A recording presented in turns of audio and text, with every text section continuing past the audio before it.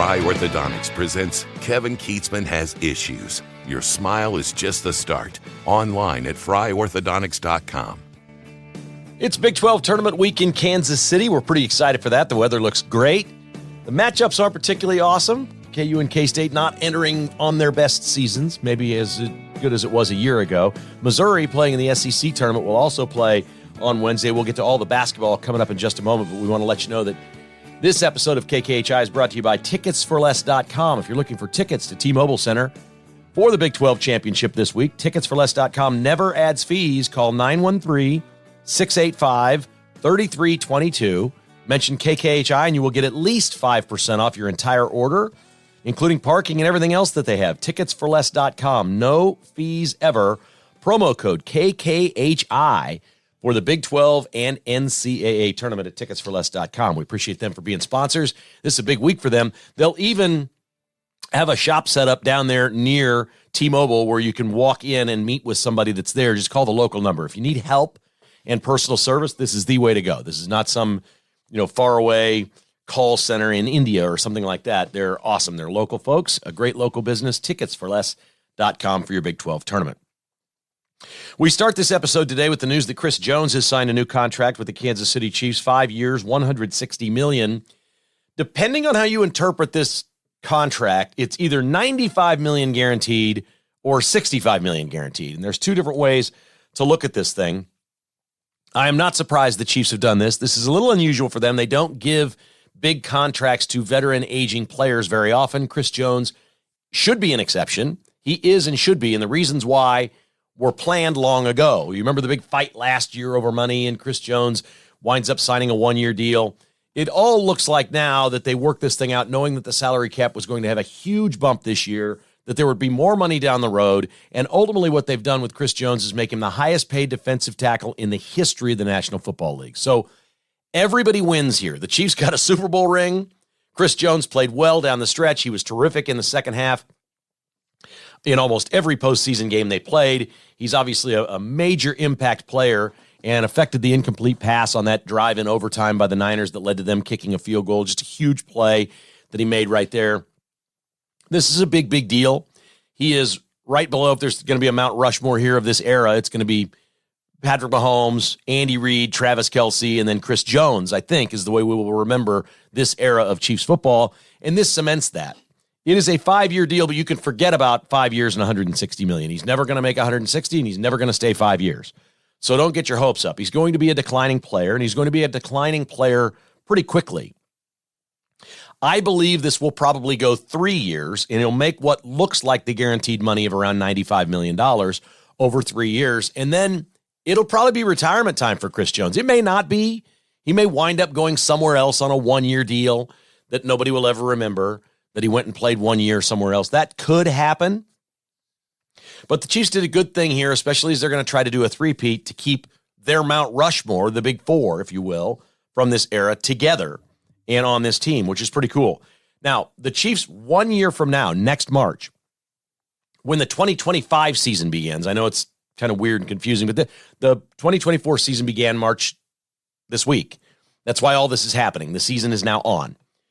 So next year at this time, the Chiefs can decline to accept the full terms of this deal, and they can basically part with Chris Jones. There's a couple of ways this happens. If he's not very good, if he gets a serious injury that looks like it's going to limit him going forward, if next year somehow is the end of his career, the Chiefs can then opt out of the thing and not pay the full $95 million. The first 2 years are completely guaranteed, and that's why you're reading some reports today that it's a $65 million guaranteed contract, which is what I believe.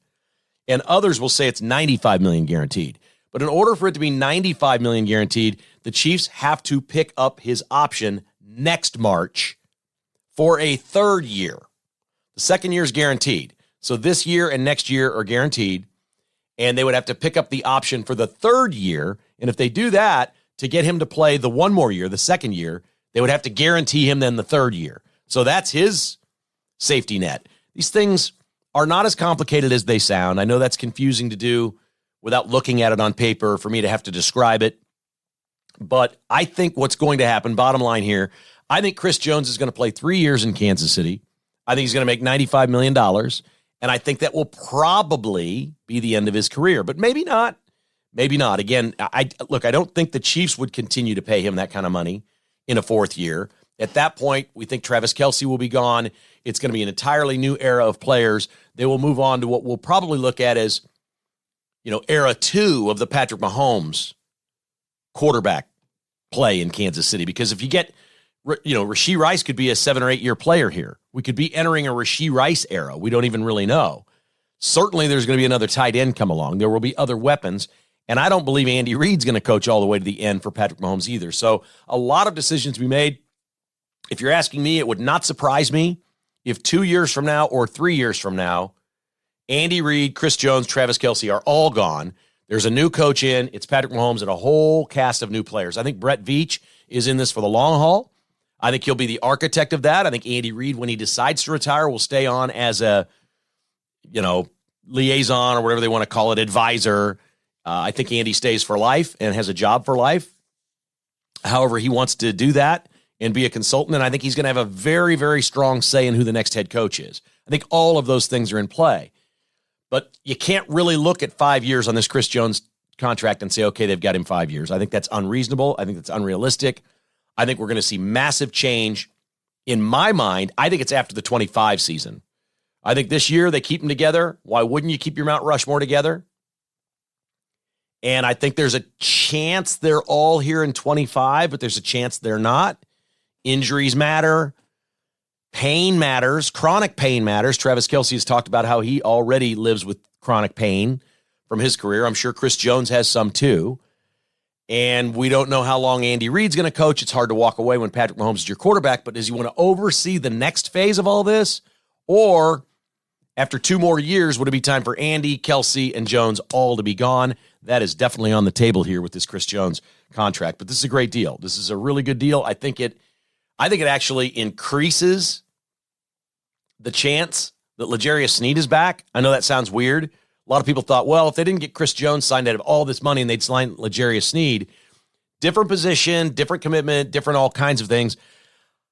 I think the Chiefs are indicating to me that the three-peat matters and that they're doing something internally with the front office that they never do. The Chiefs always look long-term. They like to trade for draft picks, continue to get young, but they're so young and cheap on defense that for one more year, if they pay the tag money, the franchise tag money to L'Jarius Sneed, they can make this work within the cap. That's if they don't agree to a long-term deal. So I think the only way, at this point, L'Jarius Sneed doesn't play here next year for at least just 1 year under the tag or whatever it may be. I think the only way he doesn't is if some team just blows them away in a trade and says, look at this haul of picks. And if that happens, like the Dolphins did with Tyreek Hill, they'll move on. But remember, they can tag L'Jarius Sneed, play 1 year, and sign him to a new deal next year. And it could be a different landscape next year. He could be injured. He could maybe only make it 8 games. Maybe he won't be the number 1 rated corner next year. There's a lot of things that can change, as we would have never thought this would happen with Chris Jones, right? The way it was a year ago, we're like, oh gosh, is Chris Jones coming back? And then they fought and he sat out. He signed a 1 year deal. It looked contentious, and now it looks like it was all orchestrated. We'll pay you big money for 1 year. We're going to shake your hand and tell you that if this all works out, we're going to make you the highest paid guy in the league at your position next year, which they've now done and honored because Chris Jones did his job. He helped get him to a point where the salary cap gets higher and they can afford him. It worked out, and they may work something out with L'Jarius Sneed in a similar sort of way. I think that'd be pretty cool if that happened, and I think it's absolutely quite possible. Russell Wilson this weekend decided he's going to the Pittsburgh Steelers. This is pretty interesting. The Broncos are on the hook for $38 million this year for Russell Wilson. The Steelers just pay pennies for him. It's a 1 year deal, but you got to admit, again, it sounds like a pretty good match. You know, a coach that's always on the cusp of being in the playoffs, a good football team. They'll have a solid defense. They're going to ask Russell Wilson to hand the ball off and run it and try to make some plays here and there. It's very interesting to see what would happen with Russell Wilson with the Steelers in 1 year, and he stays in the conference. And look, I don't think the Steelers are any giant worry of the Kansas City Chiefs coming up next year, but I find it fascinating and interesting that this is where Russell Wilson goes. I can't think of a better fit. If Russell Wilson's ever going to be good again, seems to me like Pittsburgh would be that place. That's pretty cool. All right, on to college basketball. Wednesday night at T-Mobile Center, Kansas State takes on Texas at 6. Kansas will play West Virginia or Cincinnati at 8:30. It's a great session. I mentioned Tickets for Less to get your tickets if you want to go. And this is a tale of two teams. Kansas, look, that's the worst game I've ever seen Kansas play under Bill Self. I know some Kansas fans are going to point to some other ones. They had a game against TCU a few years ago that was a debacle. They lost at Texas Tech earlier this year by 29. This thing was not competitive from the start. And what was really ugly is Kansas couldn't throw the ball in the ocean. They couldn't score. I don't know. I'm not smart enough to know, and I've covered the sport for a long, long, long time. I'm not smart enough to know how Kansas plays Houston at home and kills them. Then Houston plays Kansas at home and kills them. I mean, we're talking about like a 50-some point swing here in the two games they played.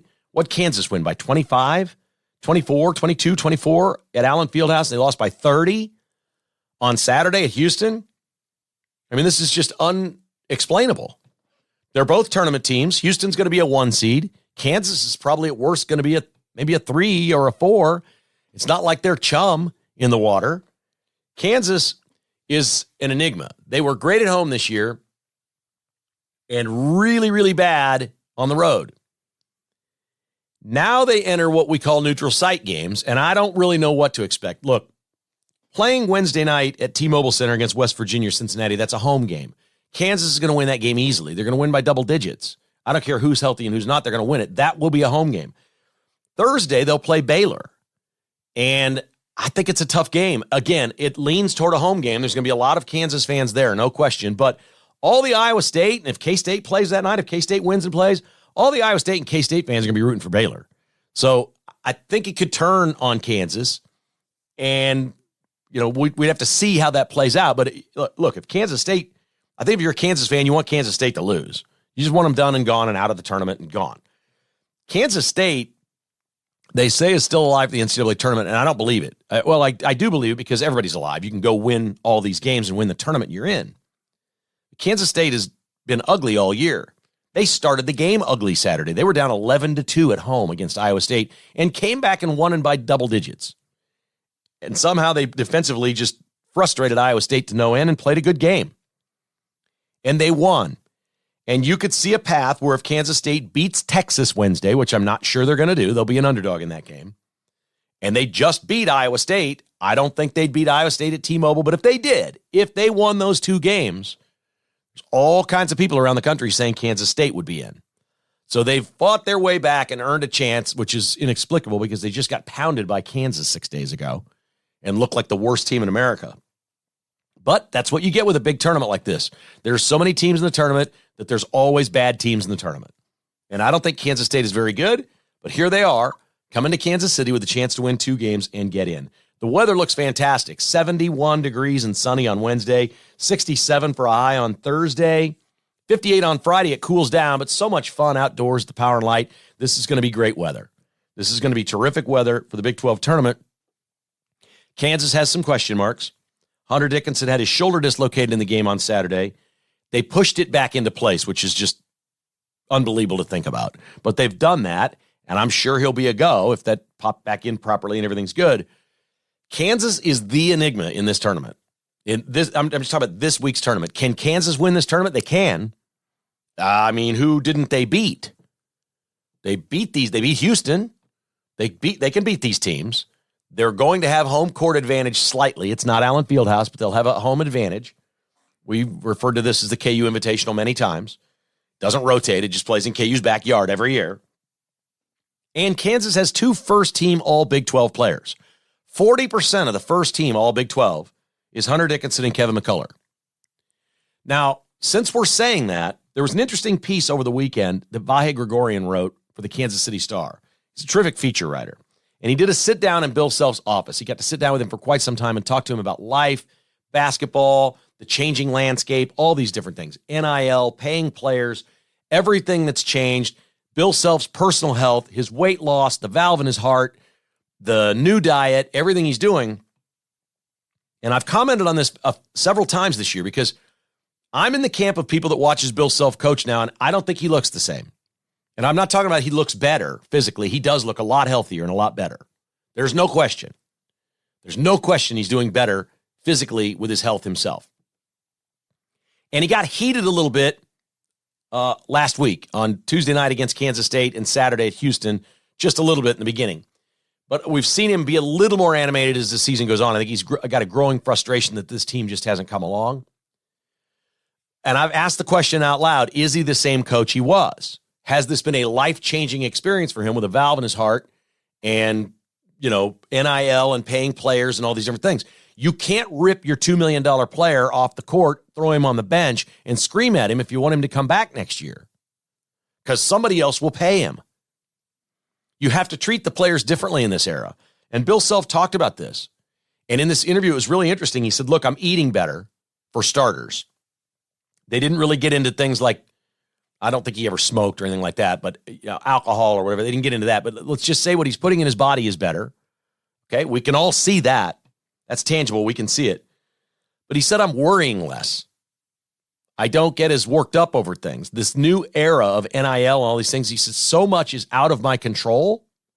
I've stepped back and said, I can't control it, so I'm not going to worry about it.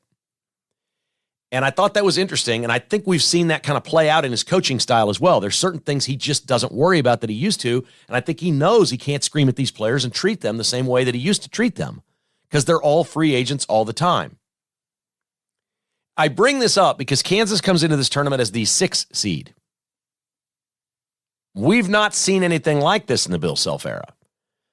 They have 2 first-team All-Big 12 players and Bill Self as their coach, and they finished 6th. If we're being honest, we have to say this. Bill Self's legendary Hall of Fame career at Kansas, this was his worst coaching job ever. This is the worst work Bill Self has ever put in. Ever. Now, nobody will remember it if he goes and wins this tournament this week, jumps up to a 2 seed and makes it to even the Sweet 16. Nobody will remember that. They'll just say it was another great KU year. I don't think anybody thinks they're Final Four caliber, but can you count them out with 2 first-team All-Big 12 players and Bill Self as your coach? Shouldn't Bill Self with 2 first-team All-Big 12 players be really good? Isn't that what they're paying for? We do Coach of the Year every year. Kelvin Sampson's it in this conference. If there was anti-Coach of the Year, the one who had the worst year, we got a coin toss here between Jerome Tang and Bill Self. It was a bad year in the Sunflower State. We hands down know who was the negative Coach of the Year in the SEC. That's Dennis Gates. Missouri will play Georgia at 8:30 on Wednesday night as the 14 seed in the SEC tournament. But all 3 of our coaches right here in the Kansas City area could be candidates for, according to what they were supposed to be this year, their coaching jobs could be rated dead last in their conference. Just flat out dead last. Inexplicable this happened, but it can all change on a dime. They say you only are remembered for what you do in March, and March is now a clean slate. We'll see what happens. KKHI is brought to you by MedImageKS.com. I got a great email. This is from a friend of mine. Well, he's an acquaintance of mine, but I've known him for quite a while, and he's a doctor. This is unbelievable, folks. And he writes to me, Kevin, even with all my connections, I was unable to get an MRI of my knee scheduled anywhere in Kansas City until after April 10th. At first, I thought, do I want to go to Lawrence to advanced medical imaging? And I thought, well, that's a first world problem. Yes, I do. I called Thursday, explained my situation to them. They asked if I wanted to come that day or if I wanted to come on Friday. He's like, it's true. Crazy good service. I told him that I knew of them because of the podcast, which I appreciate, Doc. Thank you very much. Feel free to use my name or anything else in this email. I've just got to shorten this thing. Advanced Medical Imaging is in Lawrence. It is online at MedImageKS.com. This is a doctor that could not get an MRI scheduled for a month for his ailing knee. And he went to Advanced Medical Imaging. A doctor. Let me tell you who knows how messed up healthcare is. The doctors know. He's like, man, I cannot believe their customer service at this place. Advanced Medical Imaging, online at MedImageKS.com. We've heard some great stories of people who've gone to Advanced Medical Imaging and had really good outcomes, or they've caught things doing the heart scan they found out that they didn't know that they had. We've heard great stories. This is also one of my favorites. that a doctor went outside of where he works and stuff and goes to advanced medical imaging because he can get in that day. medimageks.com. This one's a beauty. I get an email from my buddy Chris over the weekend. Chris, come on, man. You knew I wasn't going to respond to that email until Monday. I do the emails on Monday. The work emails wait until Monday. You could have texted me. I'd have texted you back. You send me an email. It's going to be Monday. He says they've got 500 different models of laptops. There's over 1,000 of them in stock. All right, but this is the best part. No, he says, come on, bring your old laptop in, find one you like, buy it. We'll transfer all your data over from the new one. It's easy. And they give you both laptops back. This is what they do free of charge. Then he says, TVs. Ugh, I've got so many TVs. Please call Leah and tell her what you want and see if we can make it happen. Nothing is off the table. Have an old TV and want to trade it in? We'll take a look at that too. Want us to come take the old one down and hang the new one? Yes, we're doing all kinds of deals in the Kansas City area. Anything on your mind, please just call us. No reasonable request will be ignored. We have to unload these things. Folks, make him an offer. He literally says, ugh, so many. Call Leah and tell her what you want. Nothing is off the table. At bstock.net, 14680 South Flaming Road. And our good friend Tim Cross. I had a sponsor get a hold of me and say, I want to talk to Tim about a remodel in my home. I'm like, that's awesome when sponsors use other sponsors. I love that part. Connecting them, putting together. They have so much in common being sponsors of this podcast. And it sounds like that is in the works. Just another person reaching out to Tim saying, hey, listen, we want to freshen up our home a little bit. Can you come over here, check us out, see what we're doing, and give us your thoughts? It's real easy. You just log on to crosskitchenskc.com or call Tim at 816-898-7047 for crosskitchenskc.com. Spring training note, Brady Singer got bombed on Sunday. 2 1/3 innings, 7 hits, 6 runs, all earned, 2 walks, 1 strikeout. Sound the alarms. Brady Singer looked like a can't-miss dude 2 years ago when he was taking no-hitters into the 9th inning, striking out 9, just solid performance after solid performance, and it was off the rails last year. Inexplicable. Like, I was to the point last year where I got excited. I'm like, Brady Singer's pitching, I want to watch. And nothing good happened, ever.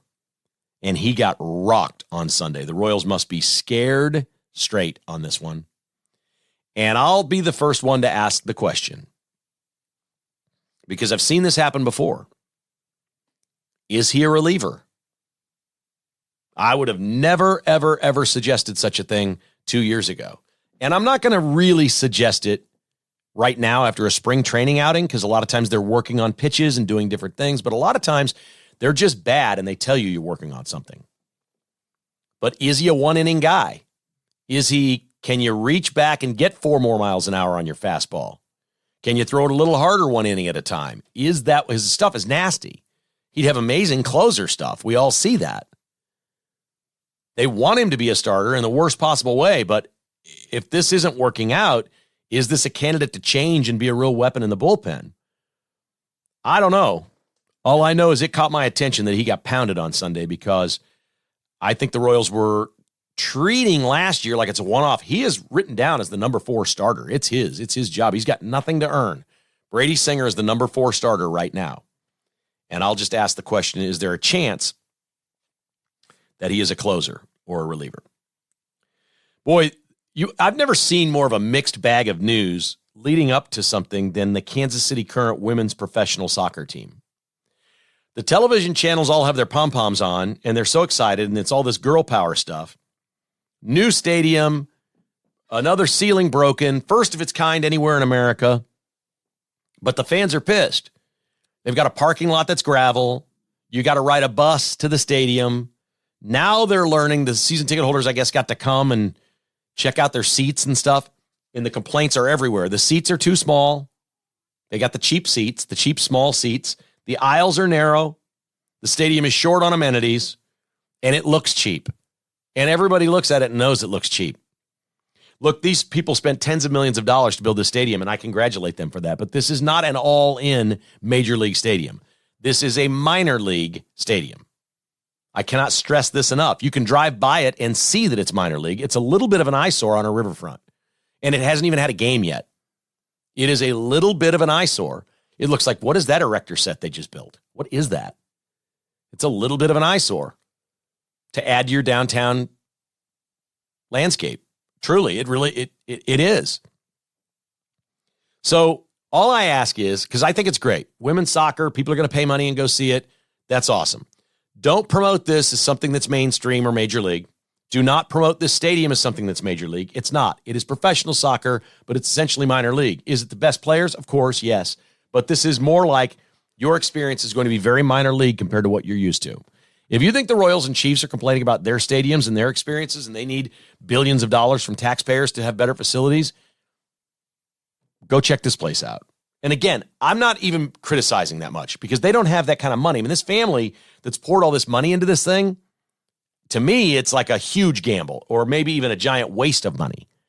This is a big gamble. I mean, they're going to need concerts. They're going to need other things down here than soccer. This stadium is not going to stay full for soccer. That is not going to happen. The new will wear off quickly, and parking on gravel and riding buses will get old, and your tiny little flimsy seat you're sitting in narrow aisles and not very many amenities is going to grow thin too. They're going to need other events there than soccer. Soccer will not. That stadium will not work for women's soccer only. It will not work with women's soccer only. Just all I ask in the media in this town, I know you're liberal and I know you love women's soccer and it's your thing. Do not try to sell me something that is not happening. Everything they're doing is good. No complaint. Awesome. It's an ascending sport. No argument there. Women's soccer is ascending. The women players are actually better in America than the males. So there's a lot to like here. Just don't sell me on this is like the Chiefs, which is what the media try to do. They try to tell you everything is equal, you know, like all these sports. Like, no, this isn't the Chiefs. I talked to a buddy yesterday who's been a season ticket holder for the Chiefs forever. And he wanted to move maybe to club level next year. And in order to move to club level 4 seats, for the first year, it was going to be $48,000, $12,000 a ticket. They make you pay this upfront fee and then per game. Now, it would go down in the second year and beyond. They hit you all up front. $48,000 for 4 club level tickets at Arrowhead. Yeah, I don't think this soccer team is that. I just don't. But they're getting hit pretty hard with complaints already that the seats are not. We knew about the parking thing. Now it's the seats are too small and the aisles are too narrow. Our final sports topic here is Tyreek Hill, who cannot stay off of KKHI. Tyreek Hill went to a Kevin Hart show. Kevin Hart's a comedian. I believe this was in Atlanta. And he goes down and tries to sit in his seat, and a woman says, no, this is my seat. And I think it was her seat. And I don't think he did anything wrong other than he probably made a crack, said something, made a crack, whatever. And then shortly after that, a dude comes down and sits next to this woman who had lipped off and was getting lippy and whatever. And some more words are exchanged. And apparently this woman pushes the woman with Tyreek Hill. Now, trying to guess the woman with Tyreek Hill is just like pulling a card out of a deck. Like you just I don't know who was there. So she pushes her, and then a scrum begins. And apparently Hill's not really involved in the scrum, but some of the people around him are. And so it breaks out, and here come the cops. Here comes security. Security took the woman, the initial woman that Hill did not know, and her boyfriend or husband or whomever he was, and cuffed them both and took them away. So it doesn't sound like Tyreek Hill did much wrong here, other than probably is just guilty of not letting something slide. You know what I mean? These things follow Tyreek Hill amazingly. He's lippy, man. He is a lippy dude, and he gets involved in stuff. And this apparently got a little heated. And I don't know if those people were then arrested or if there's going to be charges or anything like that. But Tyreek Hill just can't stay out of the news. Also, over the weekend, he blamed a neighbor of his for videotaping his house on fire and posting it online. He's like, man, you're my neighbor. I think he was a rapper, a singer of some sort. He's like, you're my neighbor, man. You're my boy. And you're filming my house on fire and putting it on social media. What are you doing? Tyreek Hill. Oh, Tyreek Hill. We could probably just do a whole podcast on Tyreek's troubles someday. Our news today is brought to you by Buck Disposal, online at buckdisposal.com. Call 913-242-7695 for Buck Disposal. Their people are right here in town. If you call the number, it's a local number. You get folks right here in Kansas City, which means their customer service is better than anyone in this industry. If you need a disposal unit brought to your house on a Saturday or Sunday, they'll bring it in the morning and take it out later that day. And the service is unbelievable at Buck Disposal. BuckDisposal.com, 913-242-7695. Window World is simply for the best for less. The official windows of the Kansas City Chiefs have American-made products, windows, siding, and doors at Window World with a lifetime warranty. Call for a free analysis and estimate from the pros at Window World. They've got offices in Lenexa and Independence right here in our area, but they travel all over both states and into Iowa and Nebraska. 816-799-0820. That's 816-799-0820 for Window World, simply the best for less. And North Kansas City Dental, Dr. Bill Bush is my dentist. He could be your dentist too. He's an award-winning dentist. He does a lot of speaking nationally on high-tech dentistry. They're right on the cutting edge of everything that's good for you at North Kansas City Dental. If you'd like to schedule an appointment with Dr. Bush or one of his team of dentists, they have 2 locations as well, Missouri and Kansas, nkcdental.com, or call 816-471-2911 for North Kansas City Dental. On to the news today. Trump over the weekend met the family of Laken Riley, the young woman who was killed by the illegal alien in Athens, Georgia, a couple of weeks ago. And it was emotional, and there were tears, and Trump talked about it at one of his speeches and rallies afterwards. And he said the word illegal about 5 times. Amazingly, unbelievably, the story after Joe Biden has botched the name of Laken Riley during the State of the Union speech and called her Lincoln Riley, who's the football coach at USC. Amazingly, it was the left in the media that turned on him for using the word illegal about the man who allegedly committed this crime. And it has become a massive story. And they continue to haunt and bug Joe Biden about whether he wishes he'd said illegal. They don't ask him if he wishes he'd said her name right.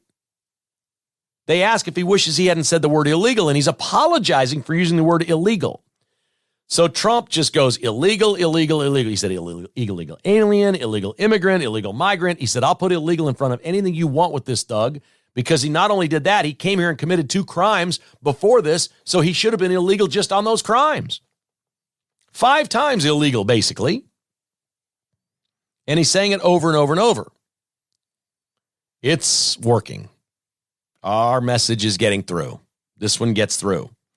They're unhinged on the left. George Stephanopoulos lost his freaking mind on This Week with George Stephanopoulos on Sunday.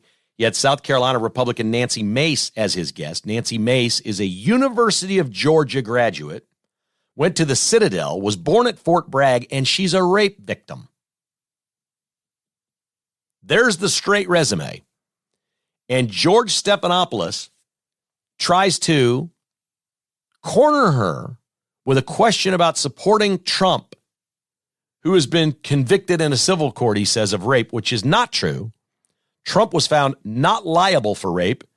He was found guilty civilly of sexual abuse and later defamation. So the entire premise and question of this is a lie, and Nancy Mace wasn't having it. Question about why you endorse someone who's been found liable for rape. It was not a criminal court. This was a civil court. It was a civil court. And by the way, she joked about the judgment and what she was going to do with all that money, and I find that offensive. I'm asking you about the man But as a rape victim who's been shamed for years now because of her rape, you're trying to shame me again by asking me this political question. You've repeated that again. I think it's offensive. As a woman, I find it offensive. My political choices, I've endorsed the man that I believe is best for our country. It's not Joe Biden. And you looked at the dueling rallies yesterday in Georgia. Laken Riley's family was with Donald Trump. They weren't with Joe Biden. The same guy yesterday that apologized for calling her killer an illegal, who wasn't illegal. And here you are trying to shame a rape victim. I find it disgusting. I mean, you keep saying I'm shaming you. You are. The question, it is. How is the question asking you about a presidential candidate who's You're asking a rape victim. And there's no question about that. And you've courageously talked about because I've been raped. I think that's disgusting. No, I'm questioning your political choices because you're supporting me. You're someone who's been found liable for rape. Actually, I'm not trying to. You are. That's exactly. You're not answering the question. And I think it's disgusting. Well, you're welcome to say that, but you have to answer the question. Why are you supporting someone who's been found liable for rape? I just answered your question. Nancy Mace is awesome, and she did a great job, and she was able to point out there that he was not found guilty of rape in a civil court. It was sexual abuse, whatever that is. To me, the whole thing sounds fake. The lady has told 3 different stories of what happened, and she told conflicting stories in court about what happened. This thing is being appealed. The jury awarded her $80-some million or something ridiculous like that. The whole thing against Trump, they're unhinged and insane. And George Stephanopoulos, in a fair world, would be suspended for the question, for using the word rape, because Trump was found not liable for rape.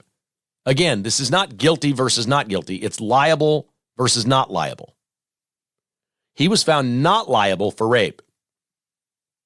George Stephanopoulos should at least be suspended, and I think he should be fired. But we live in the world's a stacked deck. So Stephanopoulos goes out there, and everybody watching thinks Trump was convicted of rape. They literally believe that. This is what they're going to do. They're going to falsely claim, this is going to be a card they play going forward. You can bank on it. They're going to go forward and say he's convicted of rape. And it is a lie. It is absolutely false. He was found not liable for rape. He was found liable for sexual abuse and later defamation. It's unbelievable. They're so dishonest and dirty and awful. And Nancy Mace is a rape survivor.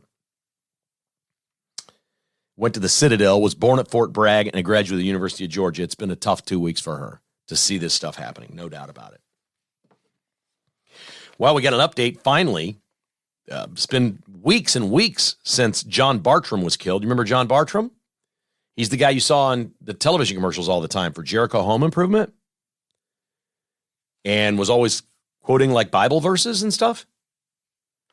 John Bartram was shot and killed in January at a gas station at 63rd and Prospect. And we didn't know much about this incident, and it went quiet forever, and they've investigated it now, and Gene Peters Baker, the Jackson County prosecutor, has declined to bring charges against the man who killed Bartram, claiming this was in self-defense. Let me state very clearly at the start of this. It appears John Bartram was up to no good that night. This is, I am told, well, first of all, it 90% looks like this is what it is, and I'm told by someone that is exactly what it was. It's a drug deal gone wrong. And that Bartram approached the car of the drug dealer and did something threatening, either acted like he had a gun, was reaching, whatever. And the man pulled out his gun and shot Bartram and killed him. But they will not release the video and show this to us. They will not say that publicly. They will not say if Bartram was armed or unarmed. They will give no details. They're giving the family no details, and the family wants to see the video. And I'm going to tell you why, because that's what we do here. It is strictly my opinion, and only my opinion, that Bartram walked up to the car, acted like he was going to do something, but had no weapon. Bartram, being white, was killed by a black man, in my opinion, or they'd be saying this or releasing it. This has all the markings of why are they keeping this video under wraps? Because the video's got to look terrible. Man walks up to car, gets shot dead. It's got to look terrible. And I think we're going to learn he was unarmed. I do believe that. I can't prove that to you now. But again, we say this, the common theme of this podcast is it's what they're not telling you that tells you everything. What they will not tell you right now in Jackson County is everything. If John Bartram walked up to that car with a gun, they would have said that.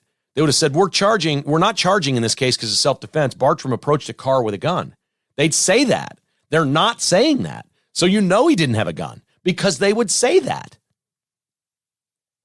They do not want you to see that an unarmed white man went up to the car and a black man shot him dead. If, and again, strictly my opinion, if the skin, this is such a joke in America, if the skin colors of the two people involved in this were reversed, again, I don't know for a fact that the shooter was black. I don't know that for a fact. I do not know that for a fact. I want to state this very clearly. I believe the reason this is not getting out is because of that. I think there's just more that they're hiding here. But maybe not. It could be white on white, and they'd probably hide it the same way. But if this were a black man walking up to that car and a white person in the car, and he shot an unarmed black man on a drug deal gone wrong, this would be the biggest story in America. The video would be released, and this would be the number one story, trending story in America. It would be. And in the case of John Bartram, sort of a socialite, certainly a celebrity, and a business owner in Kansas City, he dies. His family doesn't get to see it.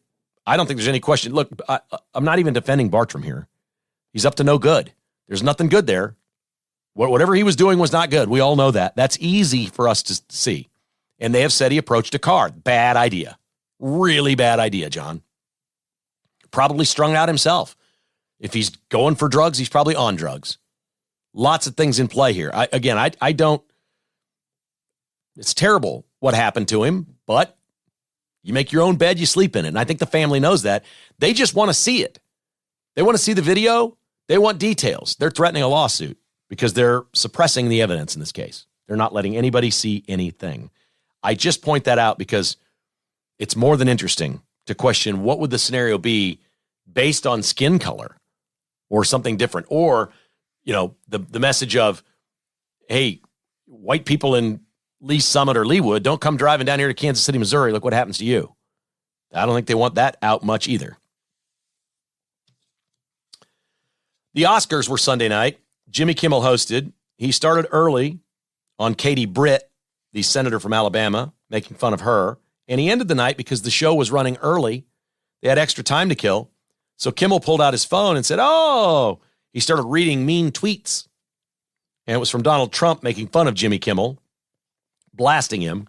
And then the Trump jokes came, and there was plenty of liberalism in this thing. I don't feel like it was as bad as it used to be because there were long stretches. We watched a lot of it. I flipped around, but I had a vested interest in this time. I think Oppenheimer is one of the greatest movies I've ever seen. I mentioned this when I saw it last summer. I couldn't get out of it. When I was awake, it wouldn't leave my head for a week. It affected me in good ways, intelligent ways, making you think. This was just an unbelievable movie. It was just a remarkable film. So I'm watching a little bit last night because I knew that Cillian Murphy, the actor, would win Best Actor and that Chris Nolan, the director, would win Best Director. But you're never sure about Best Picture because they could go to something where they're trying to make some sort of statement about, I don't know. I mean, they gave the documentary award to a Ukrainian film because Ukraine had never won an Oscar award. So Ukraine won an Oscar last night. And they got up and they started talking about the bad Putin, bad Russians, that we got another film that won, and a Jewish dude came up and started ripping on Jewish people and equating victims on both sides, and they all clapped and cheered. I can't figure out where liberals are on any of these conflicts. Actually, I can figure the Russian thing out. There's some sort of grift going on in Ukraine, so they hate Putin. But there was politics in this. You probably wouldn't have liked it if you didn't watch it. And the songs were terrible. There was a lot. Again, I was flipping around. I'm watching Seinfeld episodes, some sports on, basketball, different things. I'm moving all over the place, but I watched quite a bit of it. It was political and yucky, and we didn't like much of that. But my point is, if you have not seen Oppenheimer, watch it. See it. It's that good. It's not particularly political. It makes pro-American statements throughout the film, and it makes anti-usage of the bomb statements. But you're not sitting here looking at it going, okay, this is Democrat or Republican. You're not. It's no wonder it resonated so with so many people. Really, really, really cool film. Oppenheimer. You couldn't pay me to watch Barbie. It didn't win much. Barbie didn't win much, and it shouldn't. It's just a fun film. It's great that the Swifties all liked Barbie, and it was all about girl power and whatnot. That's fine. Make movies for everybody. I'm all for that. But Oppenheimer they won what they earned. I was surprised to hear Christopher Nolan had been nominated 7 times for director and had never won. That's amazing. And he finally won on this night. Pretty cool stuff. Our final is brought to you by Earth Effects Outdoor, online at eeoutdoor.com. You ready to do some spring cleanup? Get all your bushes trimmed, take some old ones out, get some new mulch in, clean it up, maybe plant some more stuff. eeoutdoor.com, 816-478-7700. Don't forget their hardscapes. They do ponds, waterfalls, kitchens, lighting. They do it all. eeoutdoor.com. Buck Roofing and Construction is online at rbuckroofing.com. Sleep well knowing Buck Roofing fixed the roof over your head. And Amini's Gallerias at 105th and Metcalf. Great weather this week. Perfect time to get into Amini's. And we got daylight savings time now. You can go after work, go there in the early evening. They got all kinds of patio furniture outside. Sit on it right there as the sun's going down over Metcalf. Sun will be going down right down over Hooters. It'll be perfect. You know, there goes that sunset over Hooters. You could test out the outdoor furniture at Amini's right there outdoors. I love Amini's, man. They got all the cool stuff there. Online at aminis.com or visit them 105th and Metcalf in Overland Park. Our final is word from Applebee's, which is based in Kansas City, or is founded and based in Kansas City, which is also under the same company now, the same corporation as IHOP. And they're doing something that may save them both. So in 8 locations, they have converted either an Applebee's or an IHOP into both. And this sounds like one of the best ideas I've ever heard. Now, sometimes I think there are great ideas that just flop and don't work. And sometimes I hear of things that I just think are stupid and they wind up being big. I'm like, when we first started texting on our phones, why would I text somebody if I could call them? And of course, that was a stupid observation on my part. Really, really, really short-sighted. But I look at this and I go, this is a pretty good idea. So here's what they've got. There are times when IHOP and Applebee's are full. They're crowded. They have wait times. They have now eliminated that. They basically eliminated it. They're making these as bigger restaurants with more seating. They'll have double kitchens. And as they build them out and build them going forward, when IHOP is busy on Saturday and Sunday morning, they can use the seating area of the Applebee's as overflow, so nobody has to wait because Applebee's won't open until 11 or 12. And then the same thing when Applebee's closes at night or when they're busy at night for dinner rush and stuff on Friday, Saturday night, presumably, they can overflow into IHOP and have seating over there and be served by servers over there. It makes sense. It says there at these 8 restaurants, sales have doubled what they would be at standalone IHOP Applebee's. And that's not adding the 2 of them together. It's combined doubled. And that sounds like a winner. I don't know. It makes sense. So these things will be open 24 hours. Presumably Applebee's the bar would stay open later.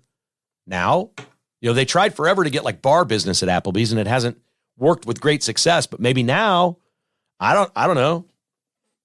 Does that sound like a good idea or a bad idea? You're probably saying to yourself, when was the last time I ate at IHOP or Applebee's? What's hurt them all is just really good local restaurants. There's so many great breakfast places in Kansas City that hurts IHOP and Denny's and places like that. And there's so many great other restaurants around that Applebee's gets hurt. There was a time that there weren't enough really good local restaurants. And I think that's in most places happened. Where these are generally successful is not metropolitan areas like Kansas City. It's places like, this is no knock on any of these places. I love these places like maybe Warrensburg or Harrisonville or Paola or something like that. You put an Applebee's there. There's one in Belton out by where my in-laws live, close to them. Belton, it works. They work at Ottawa, Kansas, I'm sure has an Applebee's. It probably does pretty well. That's where they seem to work best. But I wonder if this will make them more successful in bigger metropolitan areas. I root for Applebee's. I do. I should take my mom there and support them. There's one really close to her house. It's very nice. That's where we're going to go for lunch next time. We're going to go to Applebee's for lunch. We should support them. They're in many ways a local company, and people that work for Applebee's work here, and there's some Applebee's millionaires running around, execs that are retired from that company that are amongst us. And so we like the idea of Applebee's and IHOP combining their stores in 8 locations so far, but apparently many more are coming because the sales look really good as a new concept of a combined, reminds me of the Kentucky Hut we used to have at 119th and Metcalf. It was Kentucky Fried Chicken, Taco Bell, and Pizza Hut all in one place, the Kentucky Hut. I'm not sure they still do the pizza in there. I think it might just now be the KFC and Taco Bell. Why not combine them up, man? Give people choice. At KKHI. Kevin Keatsman Has Issues has been presented by Roberts Robinson Chevrolet GMC and is produced by Crooked Tail Media. Please hit the like or follow button wherever you listen or give us a review. For premium content podcasts and weekly newsletter, join as a patron at kkhasissues.com for as little as $5 a month. Support all our sponsors and other conservative businesses at thekklist.com. This has been a production of Crooked Tail Media, Incorporated.